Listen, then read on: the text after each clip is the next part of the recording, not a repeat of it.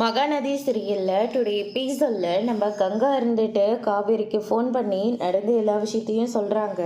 காவேரி இதை கேட்டோன்னே ரொம்பவே பதறி போகிறாங்க. அதுக்கு அடுத்ததாக விஜயை கூட்டிக்கிட்டு நேராக அவங்க அம்மா ஒரு வழியாக காப்பாற்றி ஹாஸ்பிட்டலுக்கு கூட்டிகிட்டு போகிறாங்க.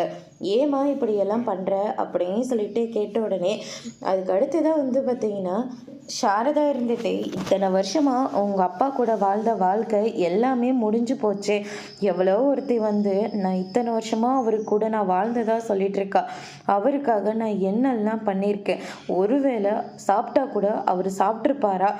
நமக்காக போய் நம்ம பிள்ளைங்களுக்காகவும் நமக்காகவும் இவ்வளோ தூரம் கஷ்டப்படுறாரே, நம்ம மட்டும் இங்கே சாப்பிட்டுட்டு சந்தோஷமாக இருக்கோமேன்னு சொல்லி அந்த சாப்பாடை கூட நான் சரியாக சாப்பிடவே மாட்டேன் அப்படின்னு சொல்லி உங்கள் வீட்டில் நீ இப்போ போனியே, அப்போ வீட்டில் எல்லாரும் இதை கேட்டுட்டு சும்மாவா இருந்தாங்க? உன்னை என்னெல்லாம் பேச்சு பேசியிருப்பாங்க அப்படின்ற மாதிரி சொல்லிடுறாங்க.